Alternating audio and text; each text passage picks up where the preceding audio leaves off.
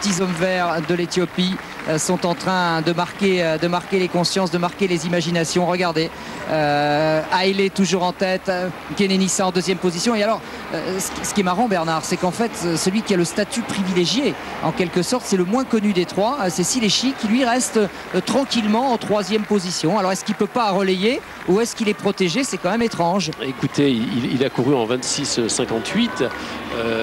Il est jeune lui aussi, un petit peu. Enfin, il a 21 ans, je pense. Hein.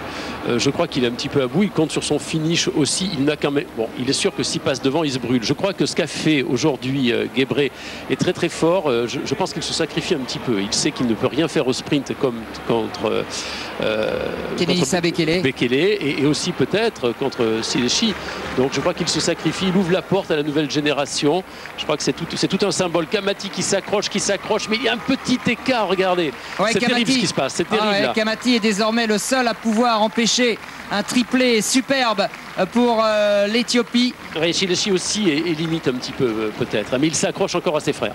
Et vous savez, là, je pense à tout ce peuple d'Addis Abeba que l'on avait rencontré, je vous l'ai dit, avec Régis Varnier, qui nous disait, mais parler de l'Éthiopie en parlant de la valeur de ses coureurs, de ses athlètes, le cœur de ses champions, et voilà. Éviter toujours de parler de nous en termes de famine et de guerre. Et bien là, ce soir, regardez, les trois Éthiopiens viennent de se dégager. On va parler de la force éthiopienne, de la force de ses coureurs à pied. Et pour l'instant, donc, Kenenisa est en train d'imprimer un rythme de folie. Haile en deuxième position et Sileshi en troisième position. Haile qui va encore relayer. À 7 minutes, oui, c'est ça. Il reste il va rester à peine 2 km. Alors, si vous savez, par le passé, nous n'avons jamais trop aimé les triplés d'une nation. On se dit, oh là, qu'est-ce qui se passe?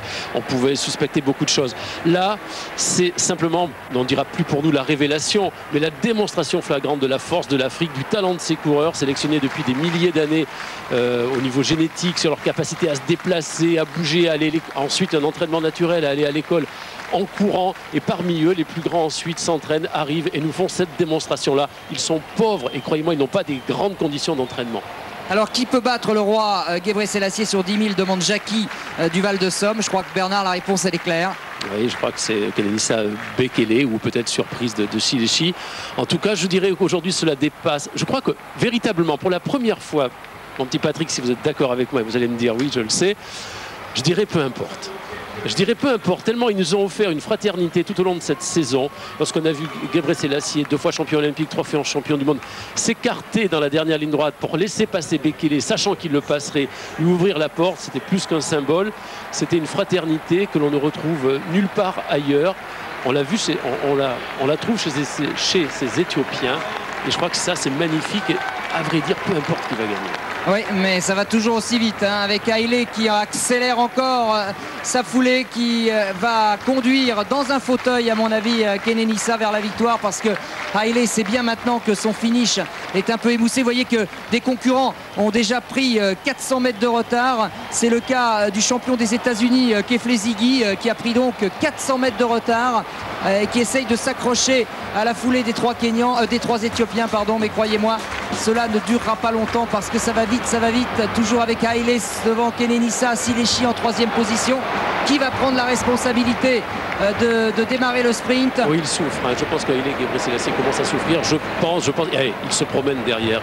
Il est tout jeune. Il a été 2 fois champion du monde, double champion du monde de cross-country, ce que personne n'a jamais réalisé. Il avait enchanté toute la planète athlétisme, tous les connaisseurs. Michel Jazzy ne tarissait d'éloges sur Kenenisa Bekele. Je crois qu'il se promène réellement. Il peut partir quand il veut. Je pense qu'il le fera peut-être à 300 mètres de l'arrivée. Allez, disons à 400 mètres ou tout au plus à 300 mètres de l'arrivée. Regardez la différence de faciès. Regardez comment Haile est en train de souffrir. Et regardez comment son frère Kenenisa se promène. Il est serein. Il a 10 ans de moins, tout simplement. Hein. Voilà. Haile a 30 ans, peut-être un peu plus, parce qu'on ne sait pas exactement quel âge il a. Et puis Kenenisa, lui, a tout juste 20 ans. Quant à Sileshi, Sileshi s'accroche parce qu'il se dit c'est pas possible. On finit, je peux faire quelque chose. Hein. Bien sûr, bien sûr. Ce qui est sûr, c'est que Kenenisa Bekele se promène comme se promenait, vous avez raison de le dire, il y a une dizaine d'années, ou même moins, il y a 5 ans encore, Gebre Selassie. Je ne pense pas qu'il cherche aussi à humilier Gebre Selassie à partir de loin. Regardez, il s'est un petit peu écarté, Gebre. Je pense que tout cela va se régler gentiment entre frères dans le dernier tour.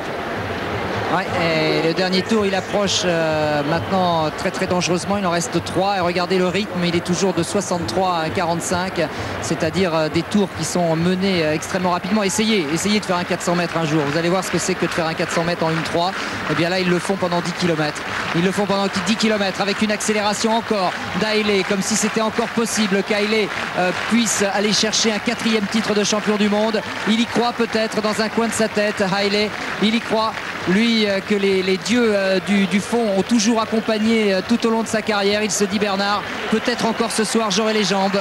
Oui, peut-être il les aura. On va raconter sur ces 2 jours son extraordinaire disponibilité, gentillesse. Ils arrivent à 2 h du matin, ils n'ont pas leurs affaires, ils ne les trouvent pas auprès de leurs sponsors. Il vient quand même nous rejoindre en short. Il n'avait pas ses vêtements pour assister au film qui le concernait, le film de Régis Varnier. Il était en short et puis il demande avec sa petite voix, il dit, est-ce que ça se fait de venir en short à une réception en France? C'est parce que j'ai pas reçu mes affaires. À la fin du film, il remerciait Régis, il remerciait tout le monde d'avoir parlé, non pas de lui, mais de l'athlétisme de cette manière, alors que nous devions le remercier de sa présence. Non, il est au-delà de tout.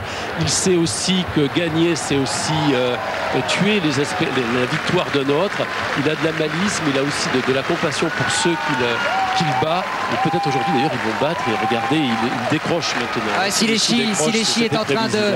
Eh bien voilà la passation de pouvoir. On l'attendait, on en rêvait. Eh bien on l'a devant les yeux. Le plus grand athlète de ces dernières années sur le fond, Hailey, est en train de passer vraisemblablement le témoin à son jeune frère Kenenisa. Je pense que ça va se passer comme ça, à moins que Hailey puisse encore trouver les ressources pour repousser Kenenisa. Mais pour avoir vu Bernard dans le cross, pour avoir vu sur la piste l'extraordinaire démarrage de Kenenisa, le fulgurant démarrage qui nous rappelle celui d'Hailey lorsqu'il avait ses jambes de 20 ans en 93 à Stuttgart, lorsqu'il avait planté Chelimo sur la piste. Eh bien c'est l'histoire qui se reproduit, mais cette fois, comme le disait gentiment Régis et très joliment Régis, c'est le chasseur, c'est Kenenisa, et le chassé, c'est Hailey. Voilà, c'est le dernier tour, il aura attendu, il peut faire ce qu'il veut, je pense. Kenenisa, il va partir là, à moins qu'il attende que Gebrey lui ouvre la porte. Pourquoi pas, je ne sais pas. Je crois que le suspense, c'est que va-t-il arriver, de quelle manière vont-ils nous offrir cette victoire? Voilà, c'est la question. Voilà, Kenenisa va légèrement se décaler maintenant. Il va se porter à hauteur de Hailey. Hailey le sait, ça va être dur. Il sent le souffle sur la nuque, sur sa nuque, le souffle de Kenenisa maintenant. C'est l'emballage. Est-ce que Kenenisa va le planter d'une manière fulgurante? Non, gentiment. Il le fait gentiment. Il le fait avec douceur. Oui, enfin douceur si on veut. Regardez maintenant l'écart. Kenenisa est en train d'éclabousser le Stade de France de toute sa classe. Voici le prochain très grand du demi-fond. Voici la passation de témoin, Bernard, entre Kenenisa et Hailey. Il pouvait aller plus vite, Patrick. Il n'a pas voulu partir violemment au 300. Il n'a pas. Non, ils l'ont fait, je dirais, avec douceur, mais même regardez avec la douceur. Regardez cette image, c'est vraiment la passation de pouvoir. Et quel bonheur ce podium éthiopien. 1, 2, 3. 1, 2, 3, puisque Siléchi prend la 3e place. Il y avait ce soir sur 10 000 mètres au Stade de France l'Éthiopie contre le reste du monde. Et ce soir, dans le cœur de tous ceux qui ont regardé, eh bien l'Éthiopie, c'est d'abord et avant tout la nation de valeureux coureurs de fond. On va rester bien sûr avec vous, Patrick et Bernard, sur ce 10 000 mètres, en vous rappelant que nous allons vous retrouver sur France 3 juste après pour ne pas perdre une miette, puisqu'il y a le fameux 100 mètres dames qui nous attend avec un petit peu de retard après tout ce qui s'est passé aujourd'hui, et avec Christine Aron bien sûr sur les starting blocks. Je voudrais aussi juste en profiter pour vous annoncer cette nouvelle. C'était tout à l'heure Stéphane Diagana qui a 34 ans et qui a annoncé sa retraite sportive pour la fin de la saison 2004. Voilà, c'était donc il ira à Athènes. Voilà, c'est ça. Normalement, tout va bien. Bon, bah ça c'est une bonne nouvelle, alors que le dessin de Bernard était superbe, ce cœur et ses 2 mains éthiopiennes tendues vers le même cœur, alors que Smaïl Zguir, pardon Smaïl, on n'a pas parlé de toi. Tu termines maintenant en 28 minutes et tu as donné évidemment tout ce que tu avais dans le ventre, comme toute cette équipe de France qui a été, Laurent, vraiment admirable depuis 2 jours, et je crois qu'on va encore vivre une semaine d'athlétisme absolument sublime à Saint-Denis, au Stade de France. Kenenisa Bekele, mais son nom c'est Kenenisa, fils de Monsieur Bekele, et donc